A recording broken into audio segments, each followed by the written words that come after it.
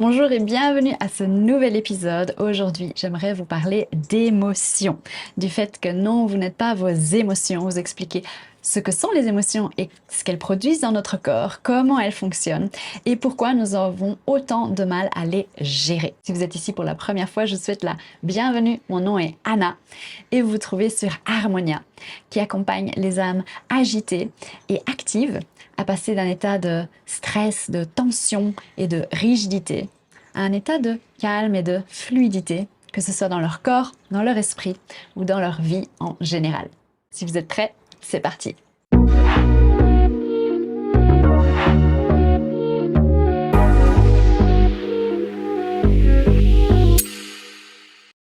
Dans cette vidéo, nous allons voir comment gérer les émotions difficiles, inconfortables, de manière plus saine. Le mot émotion remonte en fait au XVIe siècle et vient du vieux français, du mot émouvoir, qui signifie remuer, et du latin emovere, qui signifie extraire, sortir, enlever, agiter. Donc l'émotion représente en fait le mouvement. Et depuis l'origine de ce terme, il représente une perturbation au niveau physique. En d'autres termes, les émotions sont des mouvements internes d'énergie dans notre corps qui viennent provoquer des perturbations physiologiques. Malheureusement, c'est très rare qu'on nous ait appris à gérer nos émotions et à mieux les vivre. D'ailleurs, le terme d'intelligence émotionnelle n'a que été introduit dans les années 90 par deux psychologues, ce qui est assez étonnant, je trouve. En fait, pour la plupart, je pense qu'on a eu soit l'habitude de réprimer nos émotions, soit de les exprimer de manière exagérée. Réprimer, dans le cas où, quand on a été enfant, nos parents, quand on a piqué une crise ou commencé à pleurer, nous poussaient ou nous invitaient en tout cas à arrêter le plus rapidement possible de pleurer. Ils venaient tout de suite vers nous pour nous rassurer et pour arrêter les pleurs. Dans ce cas, ça a probablement provoqué en nous une répression, une forme de répression de nos émotions. L'autre scénario possible, c'est une forme d'exagération. Moi, on m'a souvent appelée drama queen. Moi, c'était mon moyen de justement avoir cette consolation, cette attention de la part de mes parents et des personnes qui m'entouraient quand j'étais petite. Donc, je gonflais toutes mes émotions, j'exagérais. L'un et l'autre cas ne sont pas forcément sains et ne nous aident pas à bien vivre et à bien gérer nos émotions. Mais le plus grand coupable encore est le fait que nous finissons souvent par nous identifier à nos émotions. Parce que nous avons du mal à les gérer et à les traiter, nous allons nous accrocher à nos émotions et construire toute notre identité autour d'elles. Et c'est ce qu'on va voir justement dans cet épisode. Je suis la première, vraiment, à m'être définie par mes émotions, à toujours avoir dit je suis quelqu'un de stressé, je suis une personne anxieuse et à avoir réellement pensé que telle était la vie. Je n'ai jamais connu un autre état d'être, un autre état de vivre, un autre état de gestion émotionnelle et donc je pensais que c'était normal. J'avais également vu notamment un de mes parents gérer ses émotions de cette manière-là, donc forcément on va copier, on va intégrer ça en tant qu'enfant par mimétisme. Et je me disais que la vie, c'était ça. Et surtout que j'étais cette personne anxieuse, j'étais cette personne stressée. Ça me définissait, c'était qui j'étais. Oui, les émotions sont une partie intégrante de notre expérience humaine en tant qu'être humain, être incarné en chair et en os ici-bas sur Terre. Mais attention, les émotions ne sont pas qui nous sommes, elles ne nous définissent pas. Ne tombez pas dans ce piège parce que vous allez énormément en souffrir. Aujourd'hui, je vais aborder 4 grands principes pour vous aider à mieux comprendre, à mieux appréhender et à mieux vivre, mieux exprimer vos émotions. Principe numéro 1. Il n'y a pas de bonne ou de mauvaise émotion. Toutes les émotions sont valides, sont valables. Il y a un grand spectre d'émotions et on a souvent tendance à qualifier de mauvaises émotions, en fait les émotions qui sont inconfortables comme la peur, l'anxiété, la colère, et de bonnes émotions, les émotions qui sont agréables comme la joie, le plaisir. Sauf que toutes ces émotions, tout ce spectre, elles sont essentielles à notre bien-être et ce serait vraiment commettre une grave erreur que de ne pas s'autoriser, que de ne pas oser à toutes pleinement les vivre, à se laisser traverser par elles parce qu'elles sont des messagers. Donc les émotions ne sont ni bonnes ni mauvaises, elles sont, elles existent tout simplement.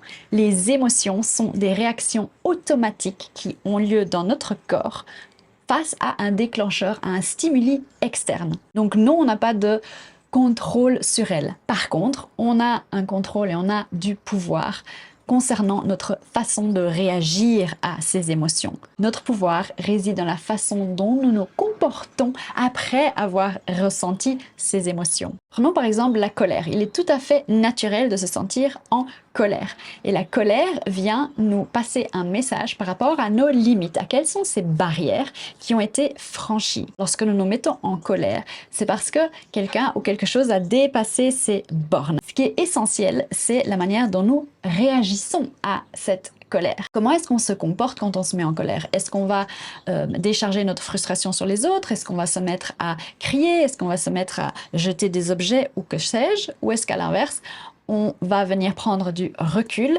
et réellement voir, wow, ok, je me sens vraiment en colère, ça bouillonne à l'intérieur de moi. Qu'est-ce qui a été dépassé? Quelle limite a été franchie pour moi? Quels besoins n'ont pas été respectés? Donc ça, c'est la première fausse idée qu'on nourrit, qu'il y a des bonnes et des mauvaises émotions. La deuxième grande fausse idée qu'on va aborder, c'est que les émotions sont différentes des sentiments. Donc principe numéro 2, ne confondez pas vos émotions avec vos sentiments. Les émotions sont des réactions neurologiques à des stimuli externes. Elles sont considérées comme inconscientes et instinctives. Donc non, les émotions, on ne peut pas les contrôler. Les émotions sont des messagers. Elles sont quelque part cette sagesse intérieure qui sommeille en nous. Elles sont des manifestations physiques et nous fournissent des informations vitales pour notre bien-être, notre équilibre et notre manière de vivre ici-bas. Par exemple, la colère, comme on a vu, va venir nous fournir des informations sur quelles pourraient être les actions à entreprendre pour mieux se sentir respecté, pour que ces barrières ne soient pas franchies. Au contraire, les sentiments sont l'expression subjective de ces émotions. C'est ce qui se produit après, c'est notre expérience consciente de nos émotions. En d'autres termes, si les émotions sont physiques, les sentiments, ils vont être mentaux. Les sentiments vont être la façon dont vous percevez vos émotions, le sens que vous leur donnez et l'histoire que vous allez commencer à vous raconter. Par conséquent, vos sentiments vont forcément être influencés par vos croyances, par vos expériences passées et par vos souvenirs. C'est d'ailleurs pour ça que plusieurs personnes peuvent réagir de manière totalement différente à un même stimuli externe, à une même situation. L'émotion de base qu'elle va provoquer dans ces trois personnes est par exemple celle de peur. Si on met les trois personnes face à une décision, un choix qu'elles doivent prendre ici et maintenant rapidement, les trois personnes vont ressentir l'émotion de la peur qui va générer en elles, d'un point de vue physiologique, une accélération du rythme cardiaque, de la transpiration, une accélération de leur respiration. Mais ce sont les réactions face à cette émotion qui vont différer d'une personne à une autre. Par exemple, une première personne va pouvoir se sentir complètement figée, elle va tomber dans l'anxiété. Une autre personne va peut-être se mettre en colère face à cette obligation de prendre une décision. Elle ne va pas se sentir respectée justement dans ses limites. Et une troisième personne va peut-être se sentir, même si elle a peur, envahi d'un sentiment d'excitation et de confiance face à cette prise de décision. Donc chacun ressent différemment les émotions et donc réagit différemment face à ces stimuli extérieurs. Pourquoi? Parce que vos sentiments sont façonnés par votre expérience du passé, par vos croyances, par vos souvenirs et tout ce que vous avez déjà associé à cette émotion en particulier par le passé. Principe numéro 3, vos émotions ne durent en réalité pas plus de 90 secondes. Alors pourquoi est-ce que parfois la peur nous paralyse? Pourquoi la colère nous aveugle? Pourquoi est-ce que nous avons l'impression de rester des jours, des semaines, voire des mois dans des situations de stress et d'anxiété aiguë et chronique? Pour comprendre la réponse à cette question, il faut mettre notre casquette de neuroscientifique et comprendre ce qui se passe ici au niveau du cerveau. Nos émotions sont en fait gérées par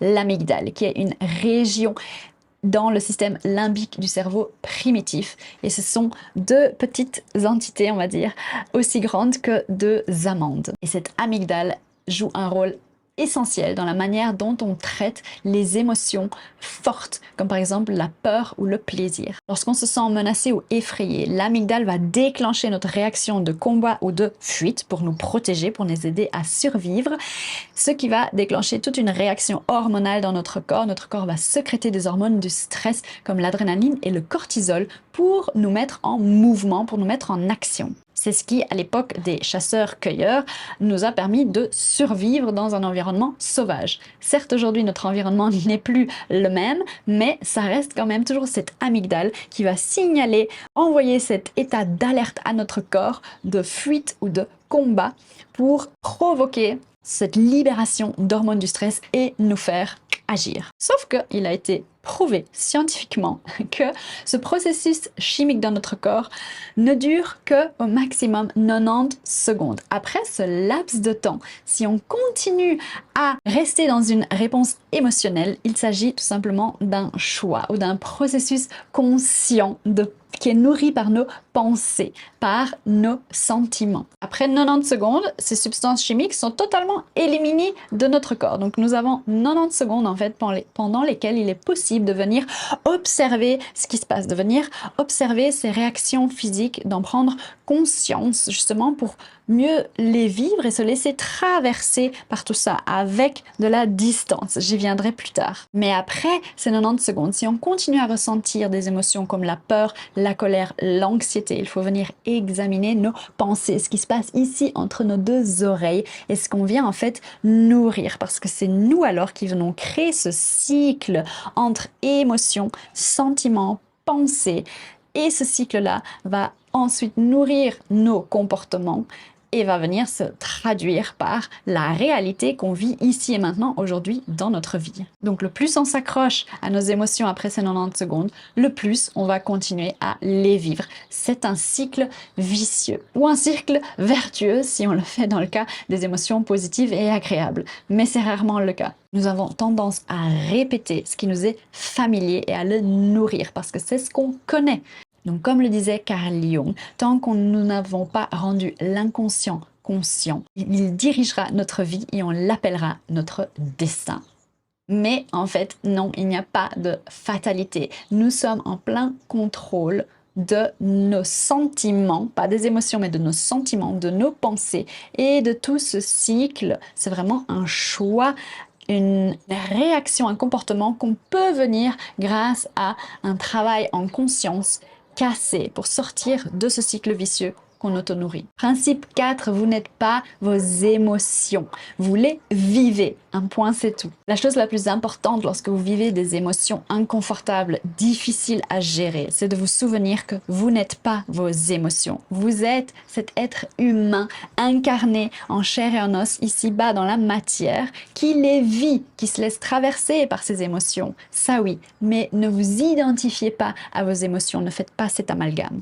Vous n'êtes pas une personne colérique, vous ressentez de la colère. Vous n'êtes pas quelqu'un d'anxieux, vous ressentez de l'anxiété en ce moment. Vous n'êtes pas une personne dépressive, vous ressentez de la dépression. Vous traversez une période de dépression. De même, vous n'êtes pas quelqu'un de faible si vous êtes anxieux. Vous n'êtes pas un lâche si vous avez peur. Mais quand on est tellement attaché à nos pensées et à nos émotions, on commence à y attacher notre propre identité et à faire cet amalgame. Et comme on continue à donner de l'énergie à cette identité, eh bien, elle continuera à grandir et on commence à se construire une réalité. On se dit, voilà qui je suis.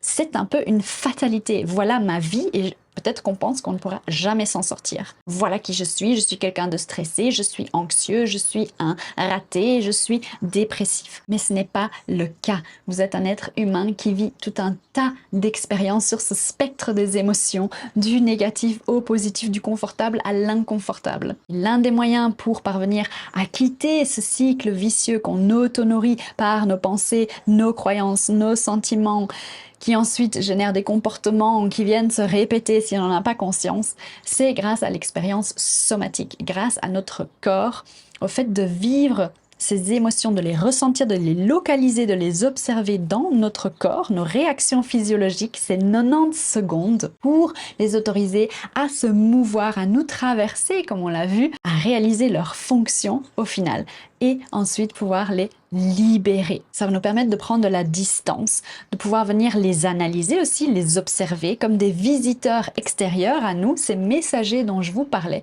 pour venir voir, ok, si je ressens cette émotion, c'est qu'elle a quelque chose à m'indiquer. Donc, quelle est l'action que je devrais probablement mettre en place dans ma vie pour mieux me sentir, pour mieux vivre cette situation. Donc je vous invite vraiment à ne pas porter de jugement sur vos émotions, à essayer de vous en détacher. Je sais, c'est super difficile, surtout quand on est dans cet amalgame, dans cette identification que vous avez toujours vécu avec ces émotions, qu'elles sont devenues vos compagnons de voyage. Mais sachez que ce n'est pas une fatalité, que vous avez le pouvoir, la possibilité, le contrôle de vous en détacher et de ne pas les laisser vous submerger et vous définir. Si cet épisode vous a plu, abonnez-vous à la chaîne, activez la cloche ici-bas pour recevoir les prochaines vidéos. J'en publie une par semaine. J'espère que ça vous a aidé à comprendre certaines choses, à prendre du recul, à poser un autre regard sur ces émotions et sur votre vécu. Je vous invite comme d'habitude à me laisser un commentaire ci-dessous pour me partager comment ça a résonné en vous. Et je vous dis à très bientôt. Prenez soin de vous. Bye.